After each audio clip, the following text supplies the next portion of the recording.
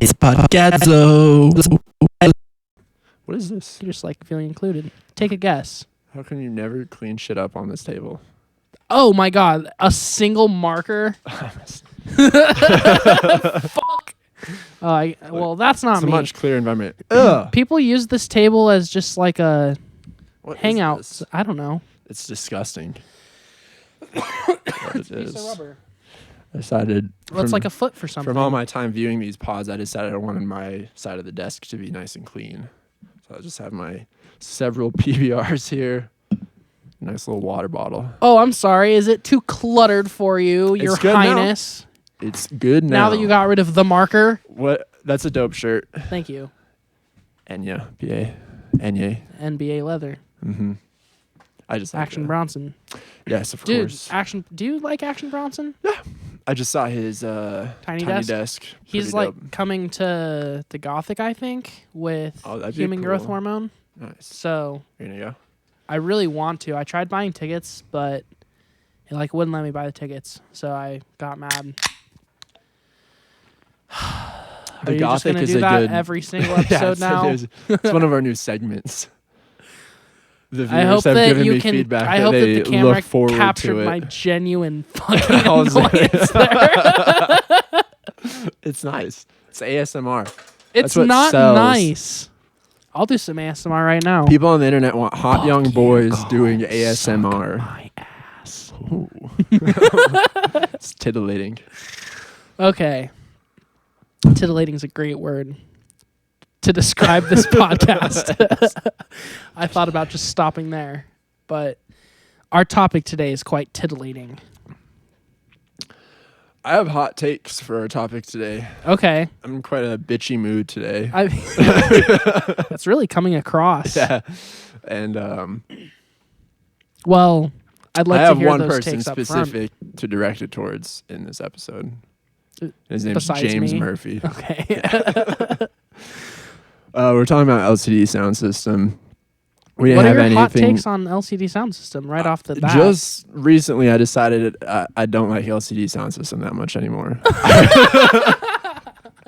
I consciously made a decision to be like, I'm not gonna praise LCD as much as I formerly did. That's very interesting. Yeah. I think I was there like a few years ago, like probably 5 years ago. I kind of got to that point with them, and then I took a break, and now I've kind of come full circle again where I like them again now. It's partly because I recently realized that the only good band from the 2000s New York indie scene, a topic we previously discussed, were the Strokes. Everyone else sucks. Oh my god. Yeahs. Used to like them. They suck. LCD Sound System. First album. Pretty good. After that, sucks. Especially now. Oh, hold on. Sucks. Okay, first album had Sound to Silver and the self-titled album is all I want to say. Those were good.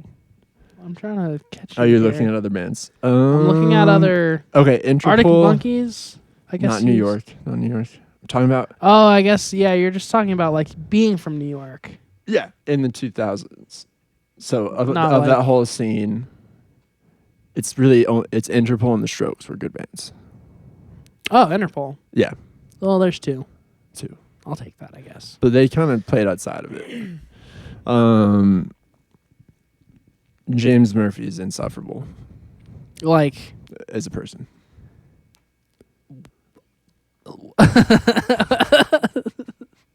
why? Because like he's insufferable with Have an you ever- LCD sound system, or he's insufferable like In interviews, yeah, I kind of agree with that. But I think he's kind of chilling out now. Yeah, well, he's like 75 now. Not well, he Jesus Christ. Oh man. I gotta bring a book. Have you talked about that book? Meet Me in the Bathroom. I think you mentioned it outside of the podcast, perhaps. Mm-hmm. Tell the people what it is. It's a book written by, I forget the woman's name, Liz something, and she was a music writer in the early 2000s following the New York indie scene. A couple of years ago, she did this big book on the entire explosion. So it was like all the bands between like 2001 to 2010 or whatever in New York. And really good book. I enjoyed it. There's a big segment in LCD Sound System. And I've been awfully hard on James so far. Let me take a step back and say a few nice things. I do think he is a smart guy, and he was obviously onto something with LCD Sound System. Like I said, Sound of Silver and the self-titled album are great albums. He has a cool background that sort of resonated with me, being a sound guy myself, but he was basically just like a cranky older sound guy in that scene. And he started a record label in a studio, and he did work with like the Rapture. Who you ever listen to the Rapture? A little bit, yeah. Rapture they have some very cool songs. And so yeah, he was very important to the scene. And then he started making his own music, his LCD Sound System. And it blew up, and everyone thought he was a really cool guy for it. Then he also found DFA at like the Yeah, same DFA's Death from Above Records. Oops. So that was the studio I mentioned. Yeah. And record label. Yeah, 2001. The guy he started it with, Tim Goldsworthy, I think, on there.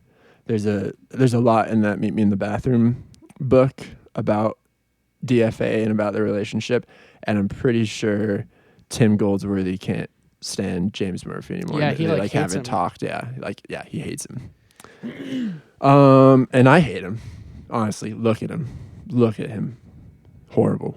I mean, I don't disagree with you. I kind of hated him for a while. I kind of still don't necessarily like love him now, but there's like certain times when I'm just like in the mood for LCD Sound System. I listen to a lot of LCD, and I listened to a lot today, and yeah, there's some great albums. What really like started this thing for me of shifting from being a huge LCD fan, it happened a while ago where I realized it was pretty fucking stupid that they like retired and did that farewell concert at MSG and the documentary. Yeah. Shut Up and Play the Hits.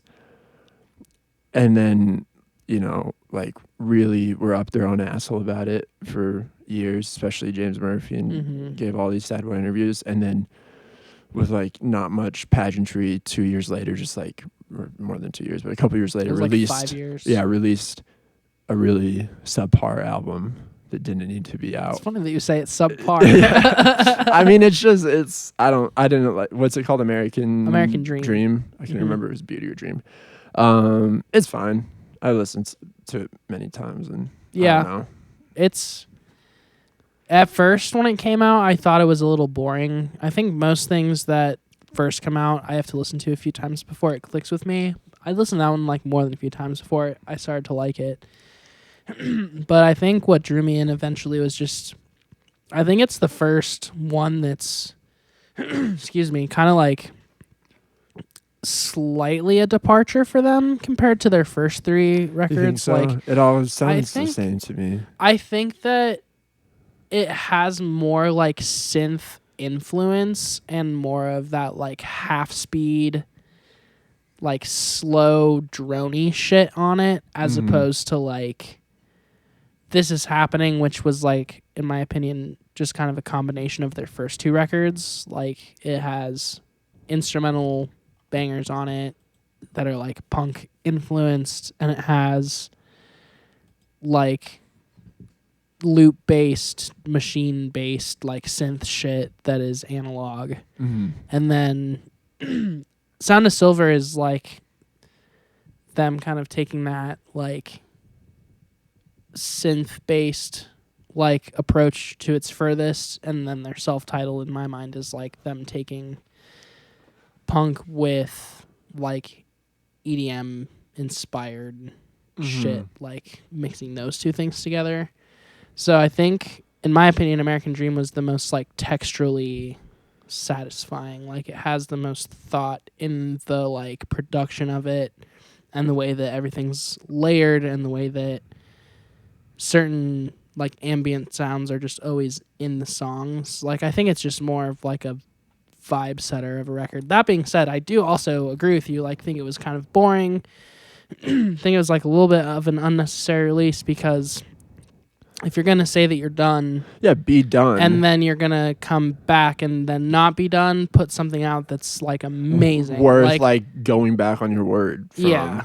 And don't because and that was a cool way to go out. It was a great one, like arguably in the top 10 like concert documentaries ever.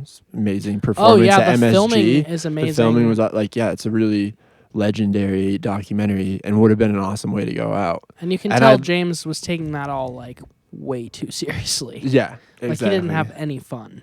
No, at all. Yeah, it's yeah. But had they not had, if they really went out like that, and James Murphy was just making solo music now, like if that album was released or as like solo if music, they just reunited and hit the road, like for like an anniversary of an album or something, or like a reunion tour. Yeah, that's fine. That's fine. Every band does that. Retires, and I think they even did the that. money dries up. And they did that before American Dream came out because I saw them in like 2016, which was only a few years after. I remember. Did you see them at Red Rocks? Mm-hmm. I would have loved to have seen them. That was a really good show. Yeah. And I will say that it was mostly only a good show because we were super close, but it was also a good show because you could tell they were actually just having fun. There was like no pressure on the show itself. Yeah. And I do think James Murphy kind of like had a shift. It's hard to tell because he like doesn't do that much press, but it seems like he had somewhat of a shift where now he's like a little bit less of an asshole and a little bit more just having some fun. Whereas I definitely think before he was an asshole for like the entire time he was in music up until very recently. That's like the running theme in the book is that he's just kind of a curmudgeon-y guy. Yeah, and he's like just perfectly fits like the dickhead sound guy persona. Which, yeah, there's always going to be those people, I guess, but I don't know. It just makes it harder to like enjoy the product, I guess, when you kind of know like that dude's a little bit of a prick. The band Can from yeah, he was a huge Can guy. I know, and he talks about it in such a annoying dickhead way in the book. And it's interesting. Do you ever listen to What the Fuck with Mark Maron? Yeah, James Murphy did. Yeah, and they have a huge thing where they talk about Can, and I think James Murphy obviously like really liked them and took a lot of influence from them. I think he's kind of like over it now, because I remember I've never read the book that you're talking about, but I remember hearing like maybe even just from magazine articles and shit, like the way that he would talk about Can would be like, if you don't like them and if you don't like pay homage to them, then you're the dickhead. Yeah. Like, and he had the thing in the book too, where it's like, oh really, you like Can? You know, name 10 live performances. Yeah, like he's a gatekeeper. Totally. Yeah. And the thing that stands out to me from the book that I remember is some guy, like they were talking about making a song, and the guy was like, "Yeah, it should be kind of like Can inspired, like play like I don't know, like a Can song." And James Murphy was like, "You don't even know what that means. Like for you to say that is actually really disrespectful like, to I'm Can." insulted. Yeah. On behalf of Can. Yeah. Yeah, that's a little bit, and I think he's kind of, I mean, like even the lyrics on some of the songs on the first record, like he plays like a gatekeeper type where he's Losing like, My Edge is one of the most pretentious. I love that fucking song a lot, but the lyrics drive me The crazy. groove is amazing. It's a great song, and then Yeah. you start, I'm losing my edge.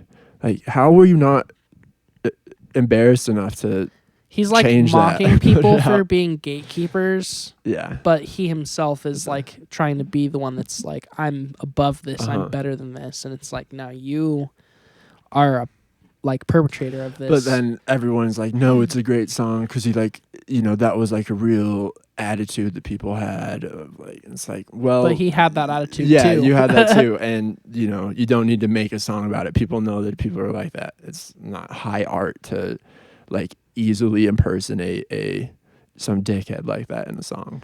One thing that always did kind of drive me crazy about LCD Sound System was that he repeats himself a fuckload with his words, and the title of the song is most oftentimes like What he's the repeating. thing he's repeating a bunch of times, which is like, because he's like thinks he's David Byrne or something. yeah, I guess he's trying to just be extra like blunt with some Yeah. of the delivery of like the things, but it's just like some songs, especially like Losing My Edge, for example, songs that are like over 8 minutes long, where like he's saying the same thing at minute 6 that he was saying at minute 3. It's like, okay, guy, like we get it. Now let's say some nice things. Daft Punk, North American Scum, and Sound of Silver, and Like the song Sound of Losing My Silver. Edge, yeah, are all timers. I'd say Yeah, totally. they are like, especially North American Scum and Daft Punk are certified hits. I could honestly They're great songs. I could go the rest of my life without hearing Daft Punk's playing at my house. It Like, came up on my shuffle today. This was cool. Apple Music is finally locking in on our music because this was bothering me for a while. I play the songs on Apple Music because no one else fucking is. Thanks, guys. And they need plays. yeah, we got new songs out. Yeah, listen to Cowboys Sweetheart and French 75. Please. Fucking deals. Please, we worked really hard. Yeah, I am proud of them as songs. I'm joking. People are listening to them, and really, I appreciate it. I'm just being snarky today. You're being a little bitch. I need to calm down. But before then, you know, it'd have like a similar artist playlist, similar types of music, and it'd always go to weird lo-fi or like ambient music, because I'm sure those are just other like new releases, and that's how the algorithm works. But today, LCD Sound System came on right after our songs on Apple Music. It always plays the exact same song after. For you on Spotify, Mhm. after French 75. I What can't song remember does it what it play? is. It's a horrible song. It played today. It played Daft Punk right after, and I listened to it in its entirety. And also Talk about a repetitive bad fucking song. Yeah, bad lyrics. Horrible lyrics. It's one of Also those things kind of pretentious too. lyrics. Yeah, totally. And it's one of those things too where like as a kid and I listened to it, I was like, wow, that's cool that he's referencing He's another so band in edgy. his song. Yeah. And then now I'm like, was that cool? I don't think so. I think that in a weird way, like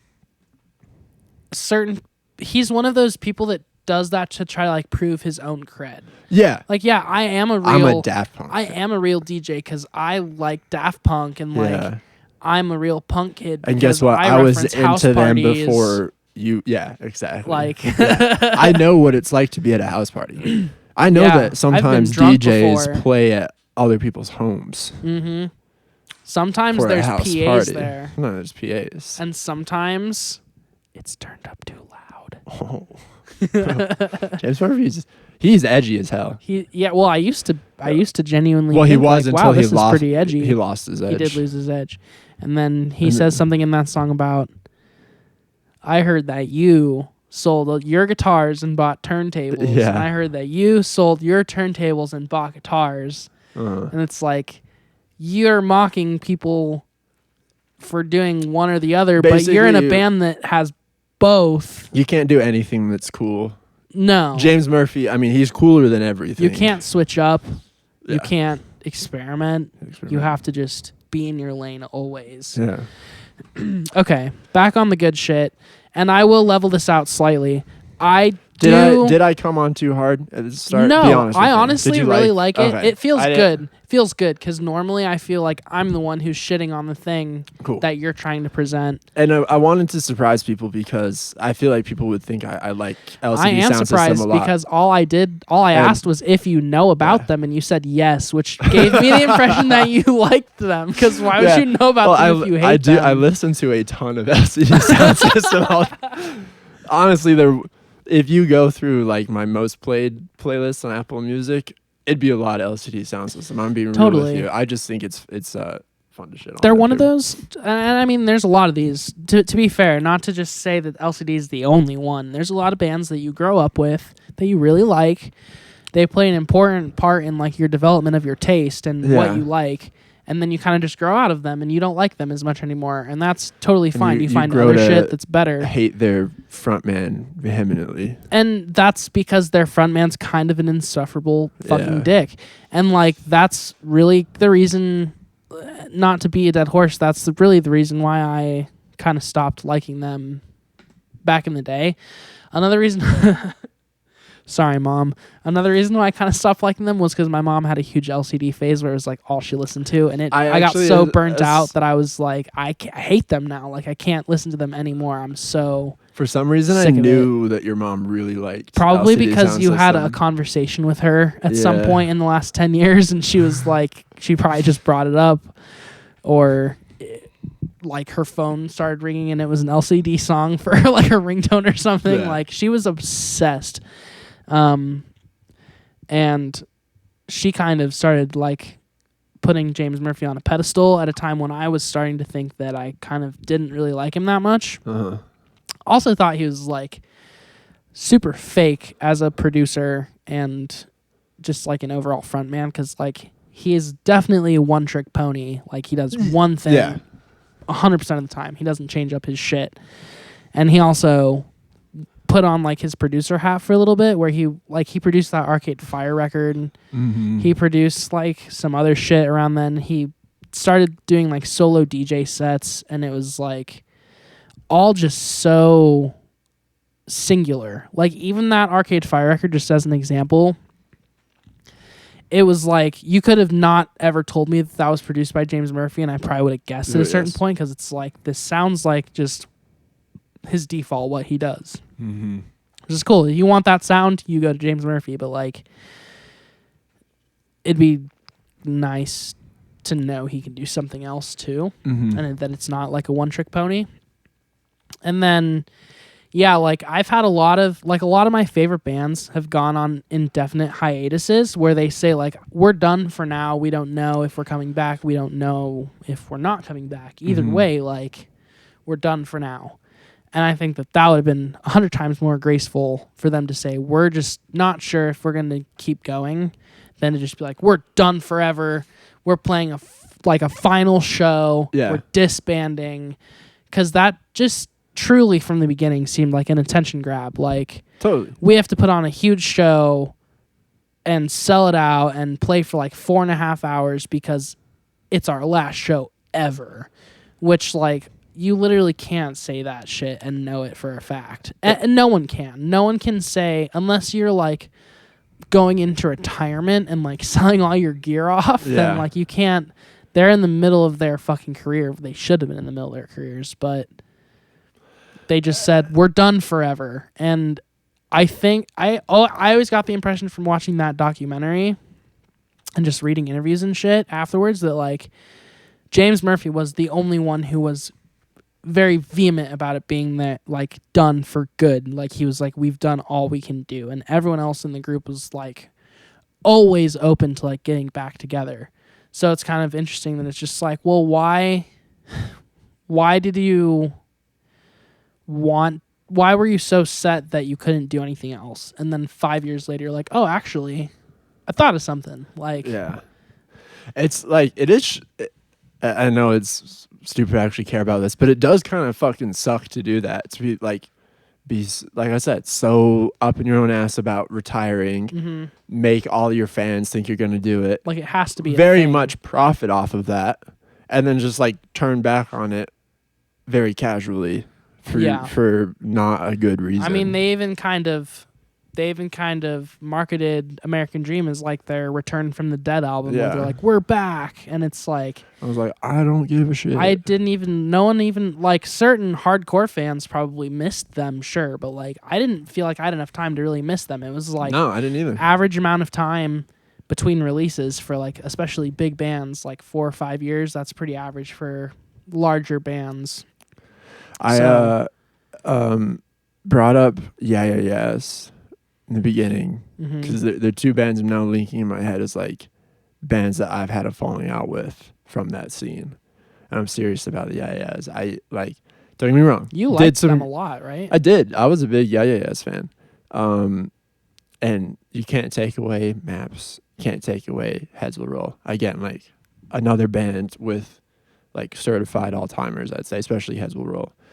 And it's pretty cool that like from the same scene, like bands that knew each other like created such lasting songs.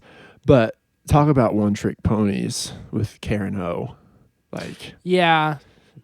That's even kind of a similar thing. Yeah. Where it's just like, and Karen O, she like is obviously a great artist and stuff, and like I know she makes solo music. I've heard some of it. I've not gone deep into it, but I know she does some cool solo stuff.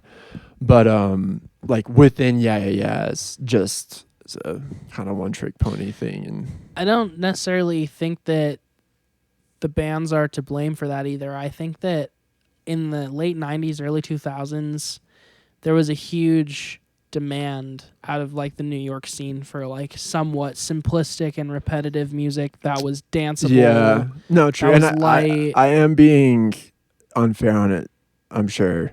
Like I'm just trying to be I'm just trying to be a dickhead and be overly critical. I totally agree. Like it has a shelf life. Like all those things have a shelf life, and when you discover it, burned out on it. Yeah. Yeah, when you discover it, it can be super exciting for like a long period of time, but certain things can't be exciting forever. Like, dude, if you listen to Sound of Silver every day for like 15 years and you don't get bored, I almost did, then and that's like, why I hate it so much.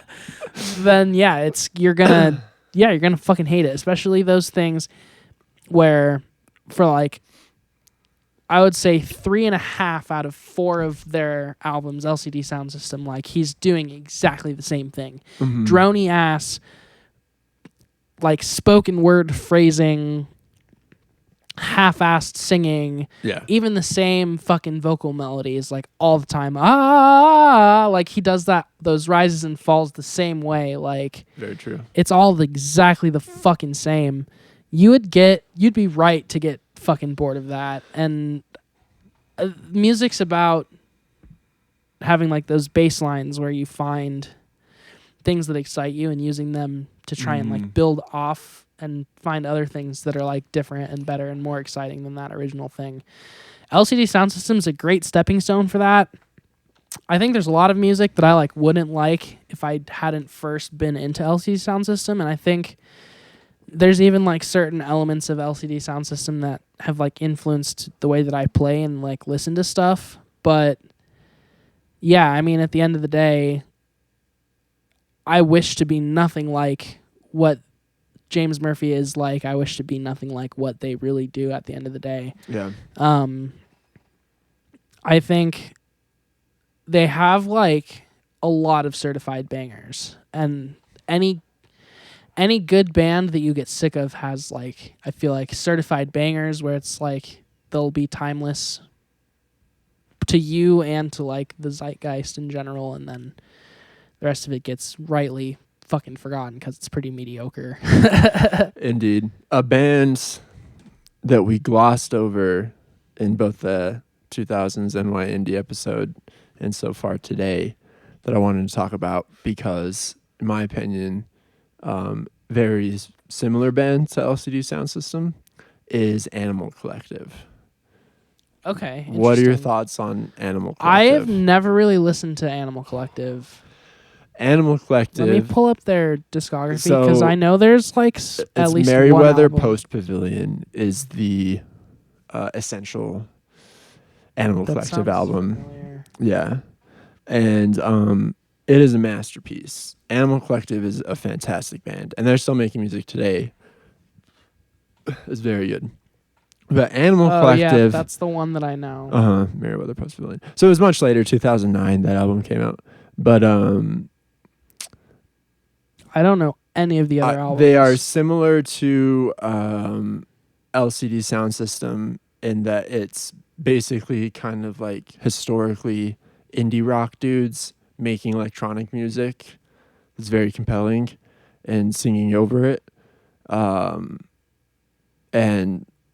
Animal Collective just, I don't think, gets enough credit for what they did, especially with Merriweather Post Pavilion, like in the mainstream compared to LCD Soundsystem.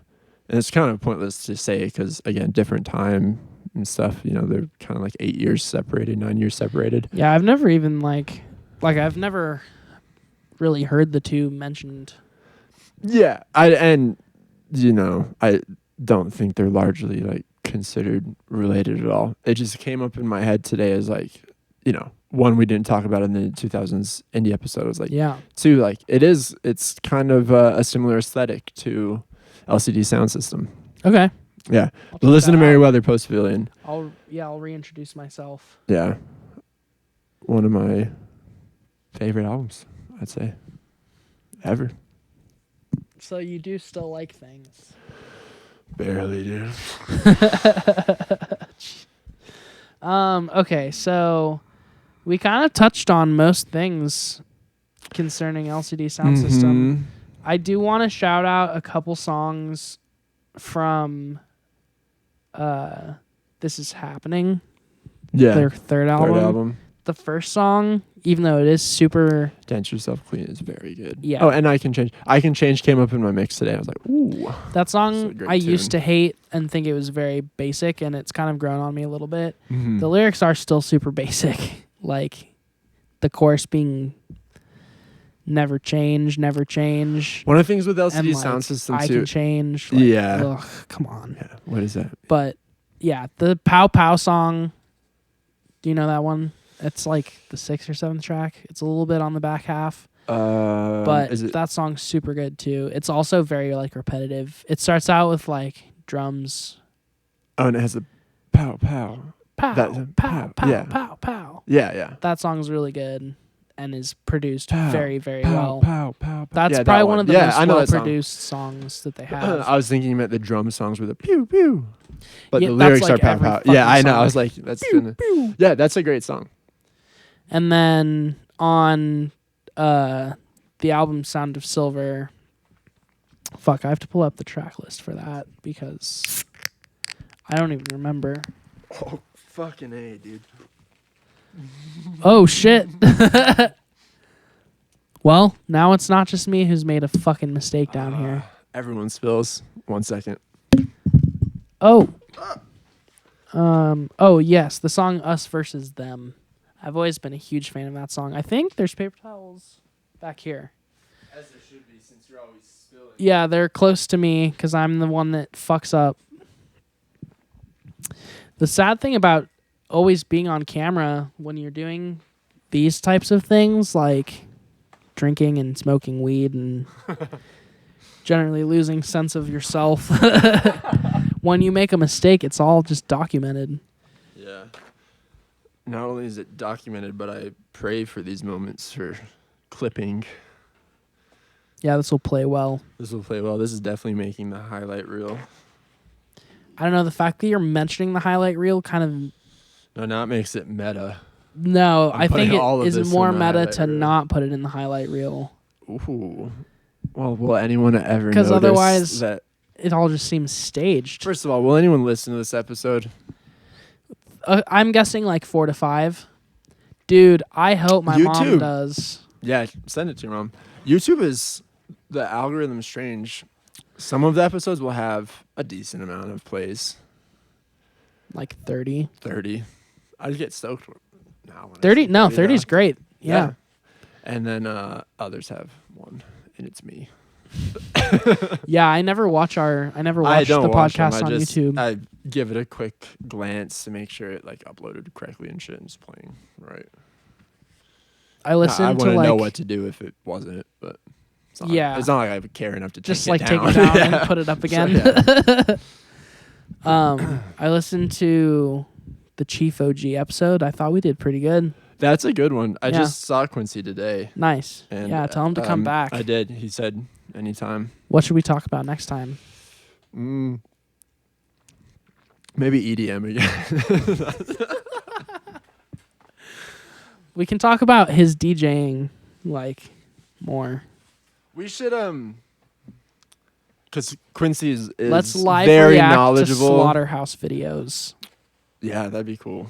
Oh, we should get into the YouTube reaction game. Yeah. But I was thinking, Quincy's very knowledgeable about, he has a specific lane of the music he's like really into and likes. I think it'd be fun to give Quincy some homework on like something weird and obscure that we like, and just get his thoughts on it. That's like kind of EDM-ish, or that's just Doesn't have to completely be. different. No, completely Like different. sumac. Sumac. You can do sumac or like weird like 90s. And let's have Quincy listen to Silver Jews. Let's have him listen to like Boy Genius. Yeah. You probably Nah, we want him to survive. do not like Boy Genius. No. Yeah. I don't. Not only do I not like Boy Genius, You don't like I don't Phoebe like Bridgers? anyone with the. Yeah, I don't like anyone that comprises Boy Genius. I understand why they are like. I understand why they're popular. Mhm. Phoebe Bridgers, talented, very much so. Lucy Dacus or whatever. Dingus. Yeah, she's kind of not. Dacus. She's kind of. I don't know how to say not talented but still be nice. I've never listened to Julian Baker's. Julian Baker seems like the coolest one out of all of them to me. She has the most like influence from other shit. Whereas I feel like Phoebe Bridgers, her only influence is like, I mean, I don't even know. I don't even know. Just Only influence is name Phoebe a dude. Bridgers. Name a dude with one guitar who's sad. Like, Elliott Smith. yeah. I don't know if that one works. Julia's really into Phoebe Bridgers, Maybe she can. and she's we should have Julia on the episode and do. I just kind of want to do an indie sad girl episode because it's something I am fascinated with as a genre. There's a lot of indie sad There's a girl that I lot of love. and a lot. Yeah, there's some great. Like, there's a few. It's all that she listens to now. Like, anytime we're in the car, her playlist is just like indie sad girl songs. So we listen to a lot of it. It's And interesting that it's treated. Sorry to interrupt. It's just interesting that it's treated like such a new thing, but it's been around for It's been so around forever. fucking long. Yeah. Yeah. yeah, That's why I Fucking- think I don't like the new wave of it because they get praised for like being the first, but it's like yeah, and it is like it's.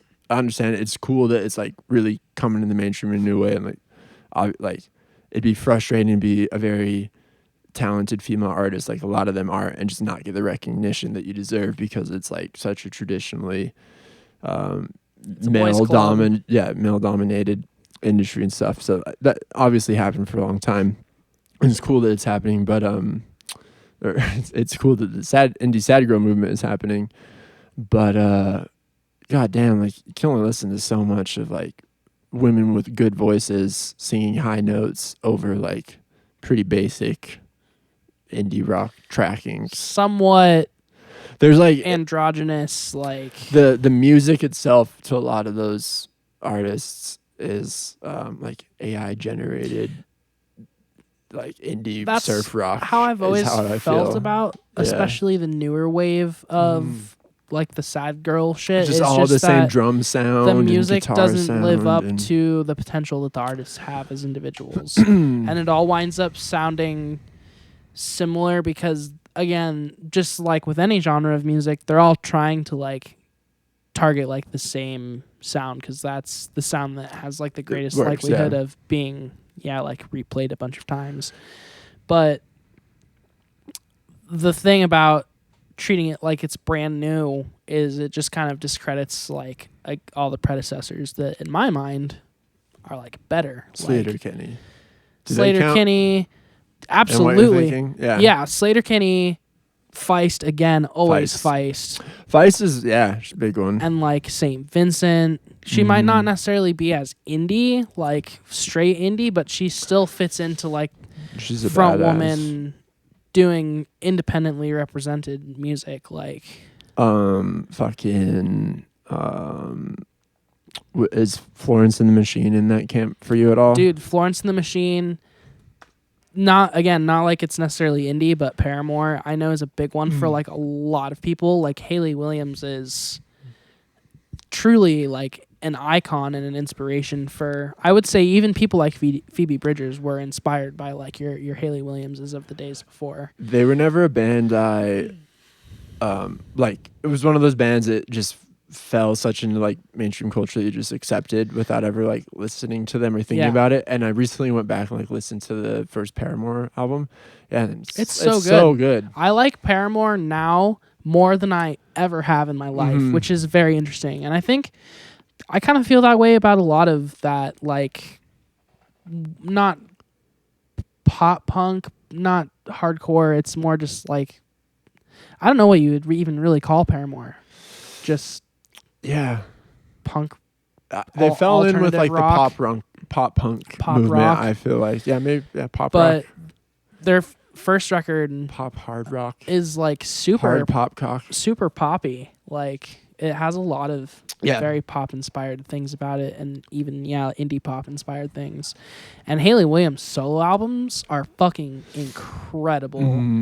I've only heard like a few songs off of them when they're out, but I'll give them a listen all the way through. The most recent one that came out is honestly so good.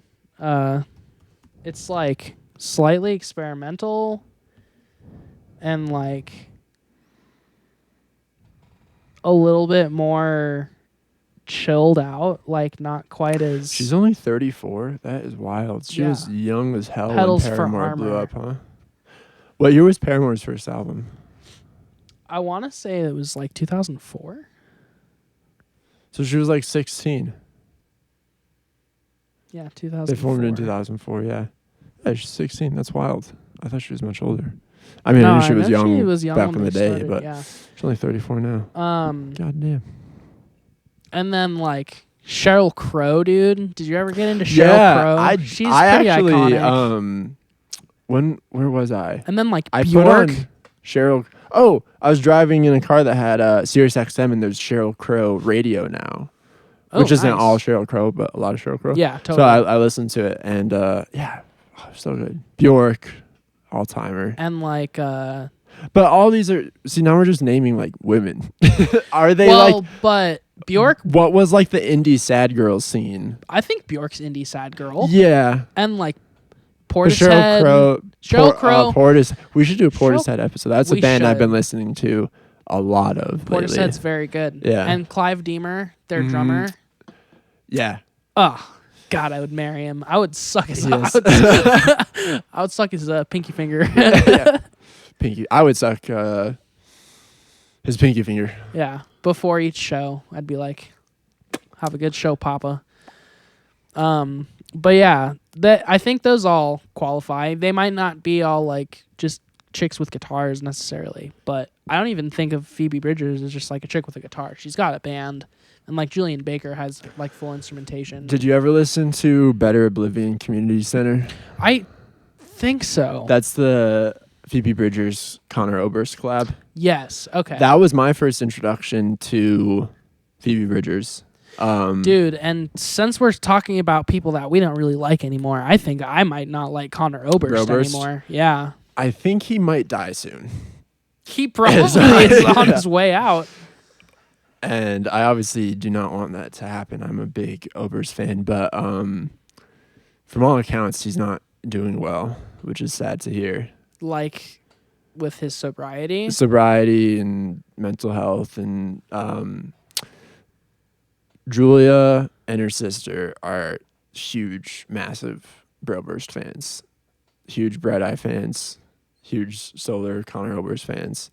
And her sister flew to California like last fall to see him play at a winery. And I think he was drinking wine the whole show and like close to belligerently drunk and just looked like shit is what Julia's sister said in her report. Well, now I feel bad for just saying I don't like him anymore.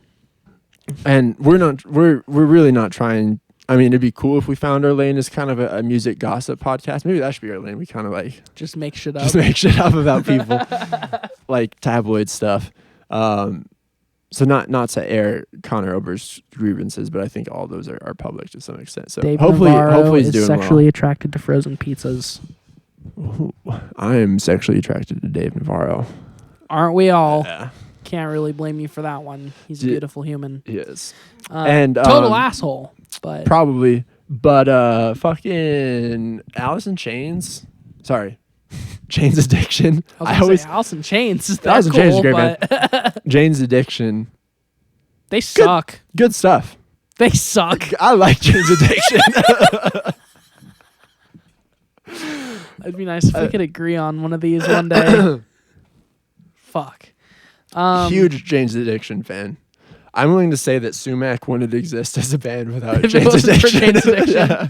You're probably right. Yep. I think Perry Farrell paved the way for all of us. Even though I'm pretty sure Aaron Turner was doing things before Jane's Addiction Yeah. even started. I Anyway, think Jane's Addiction gave everyone a reason and an excuse to be pretty heavy and experimental and just a cool band. I'm pretty sure you're thinking of Korn. Korn. Great band. Did I ever tell you I got a CD player when I was really young and just didn't really know what music was. So my mom took me to we went to Target one day and I was like, I want to go get CDs for my new CD player. And I got a Korn album and an Eminem album. My mom was like, Honestly, Korn and Eminem fans are probably one and the same. So that Venn diagram has a lot of you at least got crossover. some consistency. Surprised your mom let you walk out of there with Eminem. She almost didn't. I remember her being kind of concerned. She was like, do you know what you're doing? maybe you Yeah, shouldn't. yeah. My mom would have straight up just been like, you can't do that. Mm-hmm. And props to my mom for doing it because in hindsight, Eminem is probably the best rapper of all time. Yeah, I mean, as much as I hate Eminem, he is up there, unfortunately. He's an artist. He definitely has got a talent. Whether or not that's a talent that the world needs to have shoved down their throats, that part's up for debate. My mom But- grew up pretty close to him. Just my little, Like they my were little friends? claim to fame. No, but they were. I think they're around the same age. And Eminem grew up at 8 Mile, famously in Detroit. And my mom lived on 13 Mile. So Oh. if you do the math on that, which I have done, it's 5 miles. They were separated by 5 miles. 9, 10, okay. That's My cool. mom's sister also lives in the same town where Kid Rock is from, Romeo, Michigan. And Your mom turned out Talk a lot about- better than... no, my mom's sister lived there. Mm. Talk about influential artists to me personally is Mr. Rock. Can you name a Kid single Rock. song other than Cat Scratch Fever? That's not Kid Rock. That's fucking Ted Nugent. Oh, fuck. They what's a also Kid Rock lived song? close. I can't think of a Kid Rock song. I was picturing Ted Nugent. I'm that not a fan of entire Kid time. Rock's music, just his politics. Yeah, I mean, well, when you're right, you know. I'm also a fan of Ted Nugent's politics. I have a feeling that Why does Michigan breed such pieces of shit? it was a My very mom. That's a funny joke because my mom is probably she's the sweetest nicest person who's I've ever met. who's ever existed. She made me I love cookies. your mom. She makes anyone cookies. It was so nice. Fuck, what was I gonna say before you derailed that? I was gonna Ted Nugent versus Kid Rock, the Kid Rock politics thing. So Michigan was just like it's just like not a good place for a while. Michigan is still not a good place. Have It's- you been there? I mean, no. Northern Michigan and like Upper Peninsula are very pretty. Everywhere else is amazing that it supports human life. Yeah. I was in I wa- Michigan for 2 days last summer and tried to hang myself in my hotel room. And things are built so poorly there that the crossbeam You just couldn't even hang yourself the properly. construction workers are so depressed they can't make a sturdy building that holds a 200-pound man. I was just gonna say, I watched this YouTube channel and Chris Cornell killed himself in Detroit. It worked for him. He hung himself by the doorknob, I think. wait, what? I think he Oh, hung I himself think you're on right. the Yeah, on the he, doorknob like- of his bathroom. Yeah. Cool. Well, that's sad as fuck. What? We're supposed to be talking about LCD sound. LCD sound system sucks. I don't want to talk about them anymore. I think we covered everything. No, Out do you have anything to say about Close LCD out- sound no, system? no, absolutely not. I like where we're going with this. Are there any bands you like from the Stooges are from Michigan. MC5's from Michigan. Wasn't Anthony Kiedis born in Detroit? Anthony Kiedis was born and grew up partly in Michigan. I mean, there's obviously Motown. Yeah. Like Motown was amazing. Jack White. Oh yeah, Jack White's from Michigan. I was And, like, gonna bring it Dominic back Davis. to art. Could I think of any artists in the 2001 to 2010 New York indie scene who were born in Michigan? And it's Jack White. Is he in the New York indie scene? I would mean, say not- he's definitely not. He was like a godfather to those people, but he dabbled in that. It was like the same time though. Yeah, a couple years earlier, but I think he like blew up in his own little void, and everyone was like, Jack White is the shit. Yeah, he definitely captivated multiple scenes for There sure. was a lot of Jack White and the White Stripes talk. Well, and he also said he was going to take an maybe the indefinite bathroom break. hiatus. Yeah, and Jack and the White Stripes actually did break up. Good for them. Yeah, they did break up permanently. The Strokes They should didn't break up puss out about right it. about now. The Do Strokes. you think so? There's so many. I think their last album hate was the great. Strokes. I know you don't like Let's the Strokes. flip. Okay, let's flip the tables here for a second. Julian Casablancas could like Do no wrong. he could get like a terminal disease and then like get hit by a bus on his way to like get the life-saving medicine that he needs for his terminal disease, and I wouldn't feel bad. I'd be like, that's an specific honestly scenario. I've been working on it. That's an honestly yeah, I hate him. Why do you say that? Why? He's what has he just- done? Okay, so like that whole thing where you're like you hate maybe you didn't even explicitly say this. That whole thing where you hate James Murphy because like he gets some smoke for like being a genius, which he very much isn't. Mm-hmm. I think Julian Casablancas gets that same thing from like publications, fans, like the zeitgeist in general forever has been sucking that dude off for so long. But he their whole didn't thing, embrace their it in whole the same thing, way James no, Murphy did. but his whole thing of like leaning out of it and pretending that he doesn't care is like the same thing that Alex And it is whatever pretty from obvious, like Arctic Monkeys. Oh, no, don't. I'm gonna don't wear the talk sunglasses about on me. stage Yeah. so that I don't have to I'm like look at mysterious. anyone. I'm gonna wear leather all the time so that I can like prove that I have an edge, even though the whole point of the Strokes is to make like pop rock that is catchy. Like if you try to tell me they have ever done anything besides just try to make radio hit songs, then like I would think you're fucking lying.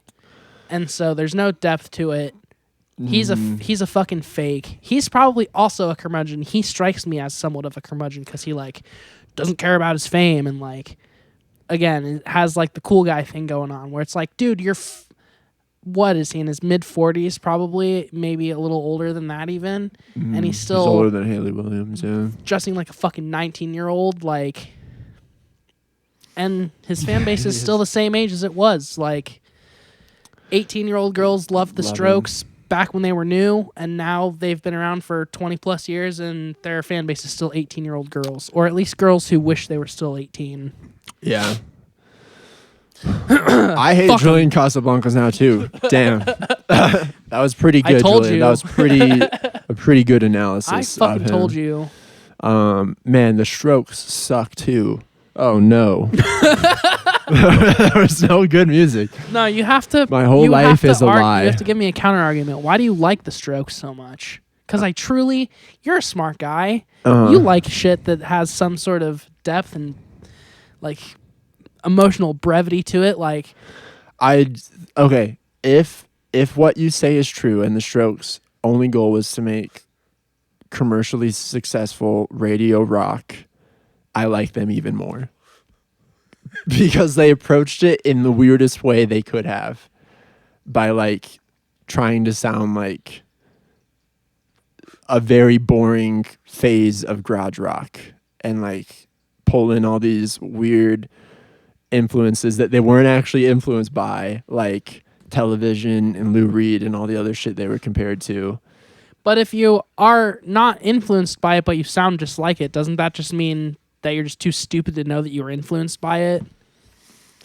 But I like Like maybe, they didn't but, enter the scene with no influences. So were they influenced by it, or were they? So what are you saying? That they were like unconsciously influenced by it, but still just trying to make radio rock, and that it came through somehow? Does that make sense? I'm saying that all the Well, I guess I didn't actually say this, but how I feel about it is that all those comparisons that they've ever gotten, maybe not like the rest of them. I can't remember the guitar player's name. Nick Valenci, Albert Hammond Jr. Nick Valenci is the lead. Yeah. Albert Hammond Jr. is the rhythm guitar player. Okay. Kind of like Nick Valenci a little bit. But like I think that not all the praise that they've gotten, but a lot of the praise that they've gotten comparing them to like really institutional members of like that group is like slightly blown out of proportion. It was more just like they wrote catchy songs that captivated like New York and the world at a crucial point in like pop culture, but like that doesn't like equivocate them to being like a massively talented band, I guess.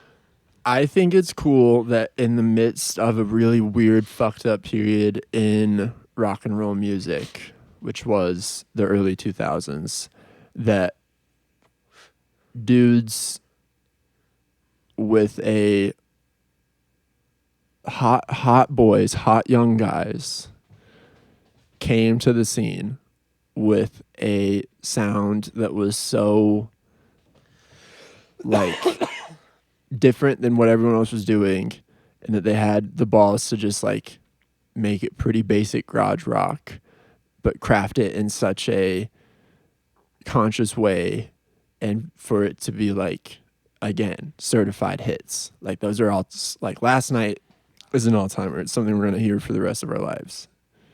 And that they carried an entire scene on their back.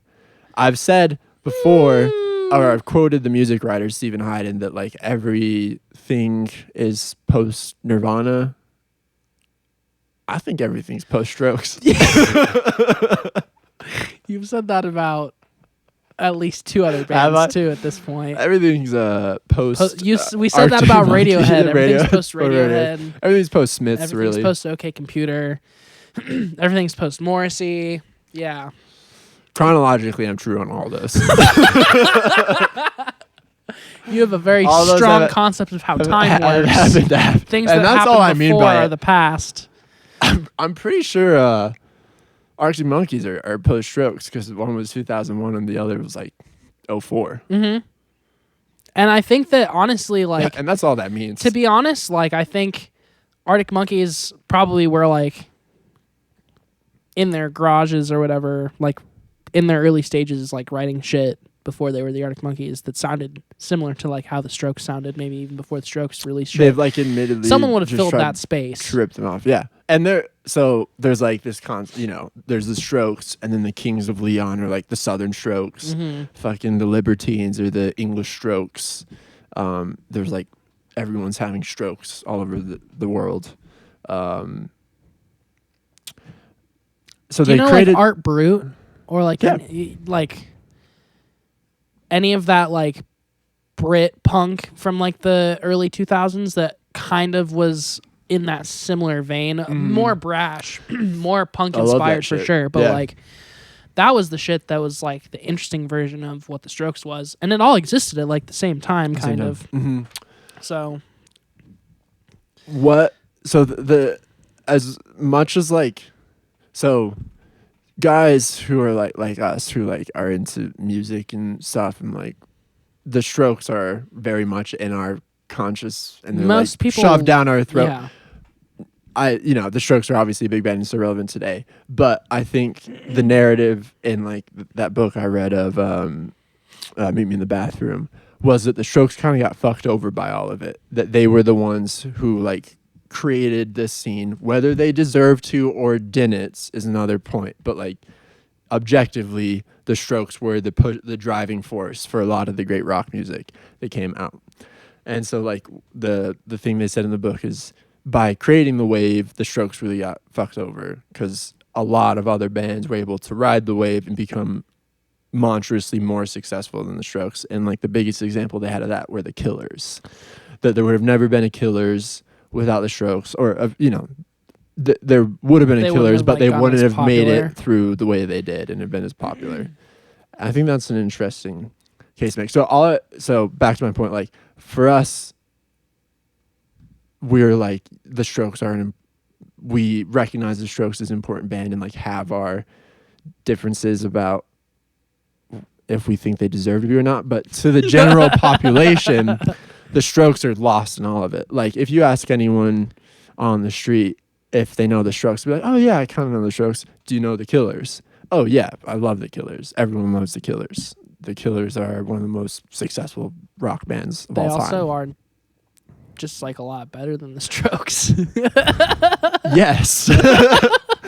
Yes. And they've charted more territory since their huge wave of popularity. Like their last few albums, like The Pressure Machine, that album is so fucking good, and it maintains like the energy of like the earlier like Killers music, but it is new and different at the same time. Yeah. And like their ability to like reinvent that specific kind of medium of rock is very interesting, and I give them a lot of props for that.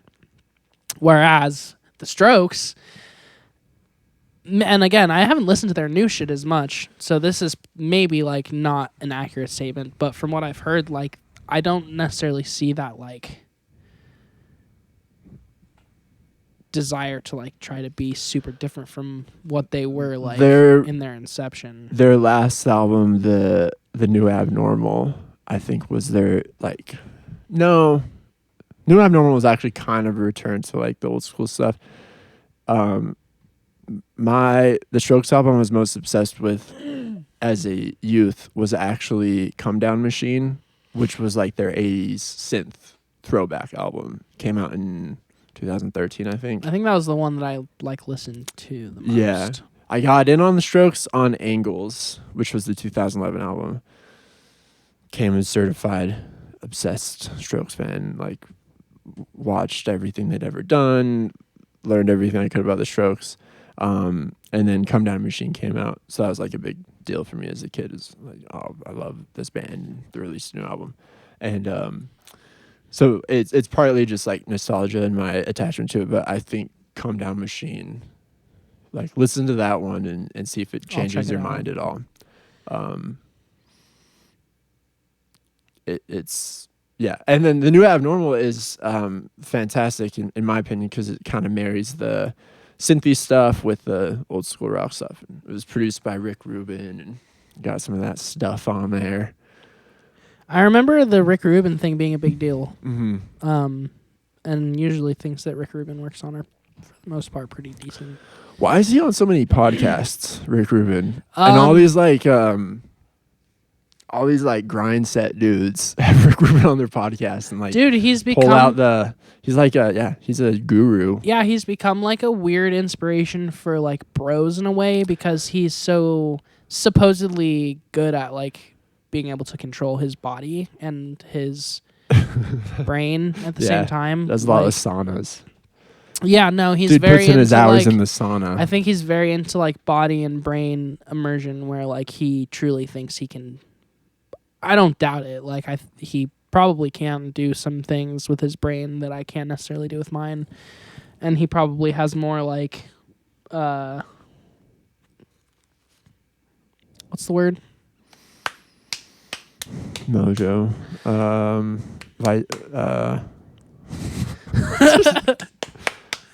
He has more like drive, ambition. He has more not ambition, like juice. He has more. He'll like keep himself to vitality, hold himself accountable. Persistence. No. Accountability. No. Accountability, sure, kind of. He's more like self accountable than I would be. He can like make himself do things probably more that I wouldn't want to do. The Beastie Boys are probably the second best rapper after Eminem. What if All I of just them? named white rappers for the best rappers ever? Logic. I guess Logic Logic's is not probably white. third. Logic's not white? What's Logic? I just saw a video of him saying the N-word, Oh, that's cool. and I was like, "Oh fuck!" He must not So be then white. I googled it, and apparently he's half black, so he can say the N-word. Well, he appears 100% white. I was So he duped. probably I was shouldn't. ready to cancel that motherfucker. He's allowed to think the N-word, but not say it out loud because he looks white 100%. If your skin is white, then you're white. Yeah. And if you have a song about how you want to kill yourself, but you're gonna persevere, Julian, that might be problematic to You're say if your white. skin's 100% white, you're white. definitely 100%. Listen, dude, I just am saying to you it might be problematic. It is.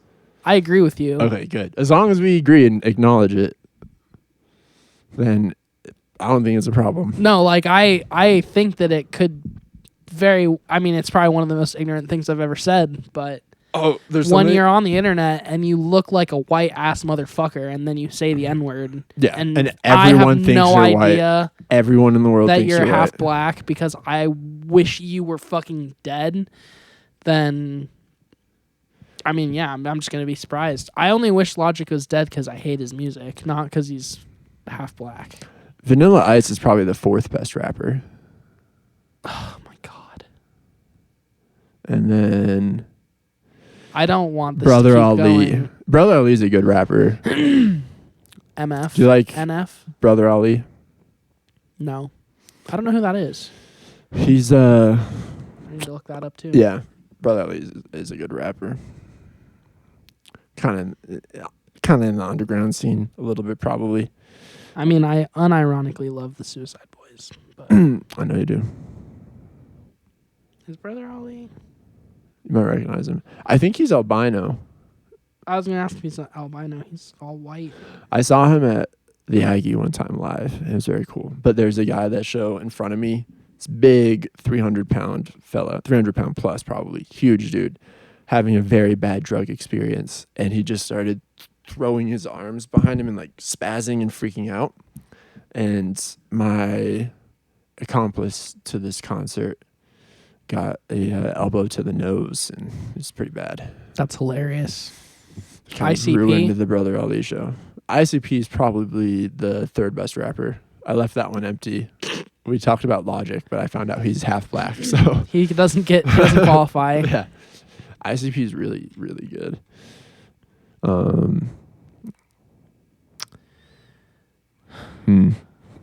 Lil Dicky. The Lonely Island. Oh, I was gonna bring up actually when we're talking about Julian Casablancas. Did you ever hear the Julian Casablancas Lonely Island collab? I think so. What's the song called? Jukebox. Yeah, I think I know that Uh-huh. one. He like wherever he brings the jukebox, like he brings it to an old person's home, and they all start having sex because of the jukebox. Yep. That's a great. That can't help but to endear you to Julian Casablancas. I mean, I like that he's got a sense of humor, I guess, but Yeah. that doesn't. No. That Did you doesn't, ever listen to the Voids? mm-hmm. You like the Voids at all? Nope. Okay. Fuck the Voids even Fair more. enough. So, but I feel like the perspective you have on Julian Casablancas, because the Voids are a weird band. So I was gonna say, They're still kind of boring though.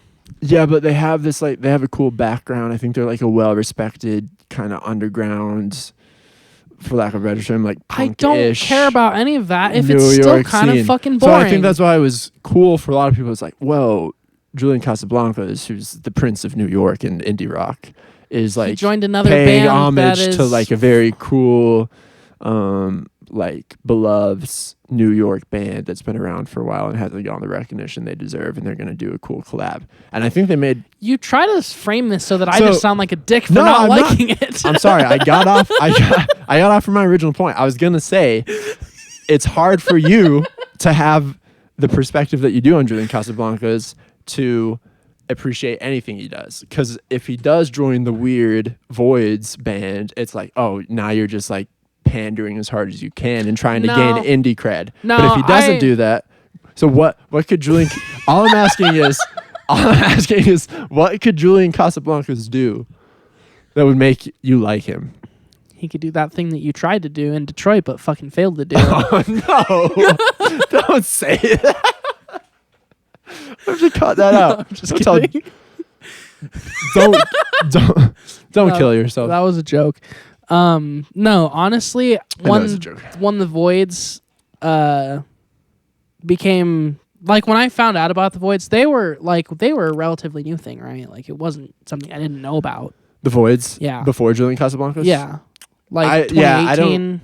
No, it's before that. I think 2014. Julian, when he joined them, it was around that time, and they did like Julian Casablancas and the Voids. But So I think they the had Voids were albums before around that. in like the 2000s and stuff, Okay. and like doing like. So it'd be unfair for me to say that I don't like the Voids, like because I could of be Julian wrong. Casablancas or whatever. Look up the Voids. But no, I mean, I didn't think it was like pander or anything. Oh, the TV turned off. I didn't think it was like bad that he did that. I just honestly listened to it and thought it was still kind of boring. Mm-hmm. And to be honest, I'm playing up a lot of my hatred for Julian Casablancas just to piss you off right now.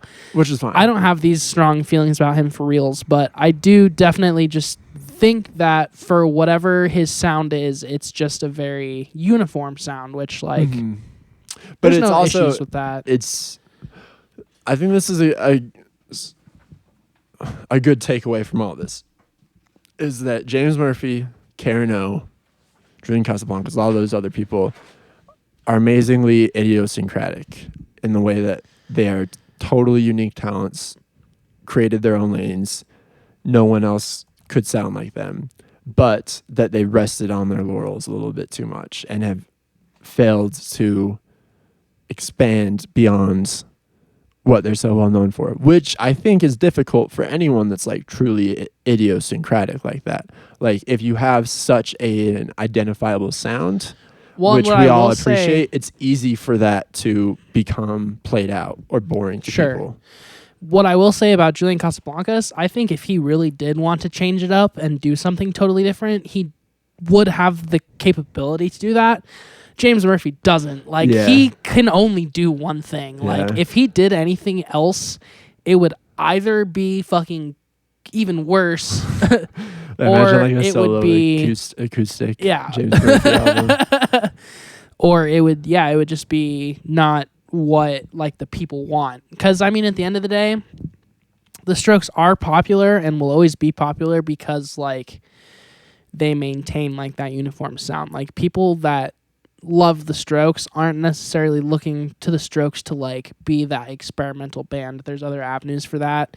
Same thing for LCD fans. Like if you like LCD Soundsystem, you're not hoping that their next record is like a fucking polyrhythmic like jazz fusion odyssey. Like you want it to be like another record that you can like dance to, and that it has like tongue-in-cheek shit that's kind of funny, kind of a joke, but kind of serious and kind of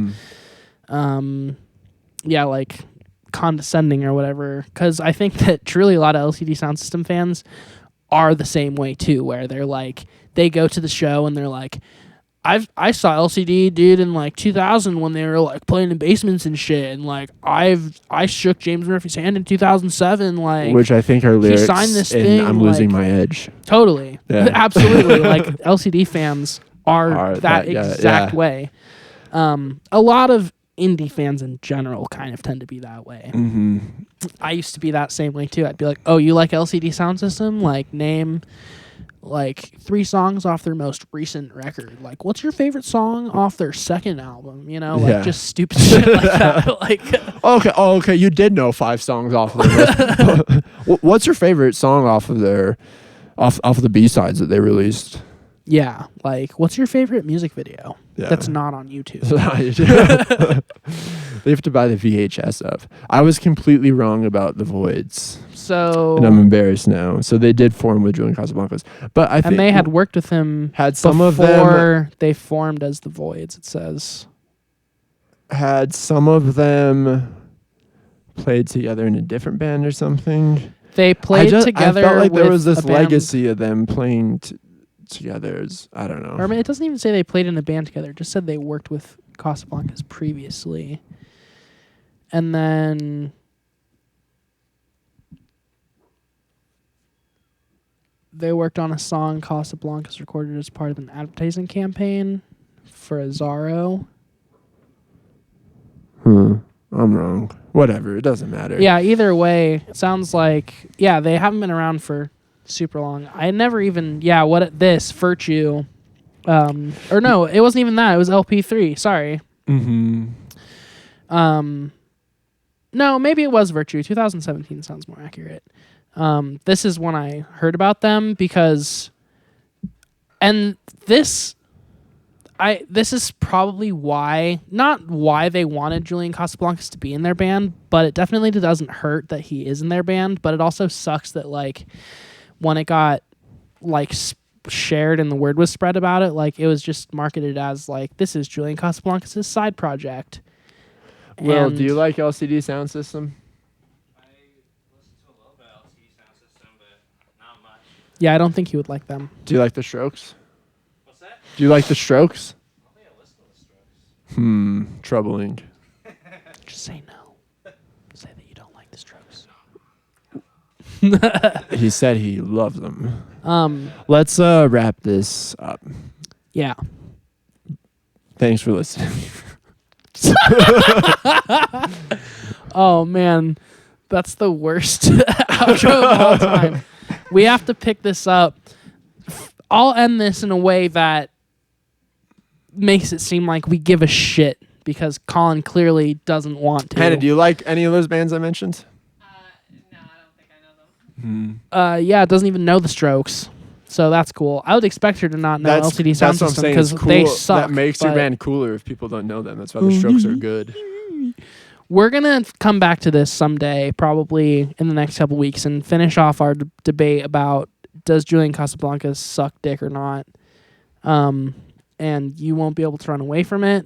You won't be able to fucking I'm not wah, running, wah. I'm debating you and winning. He's been trying to run away this whole time. It's been honestly shameful. But all right. Thanks. Goodbye.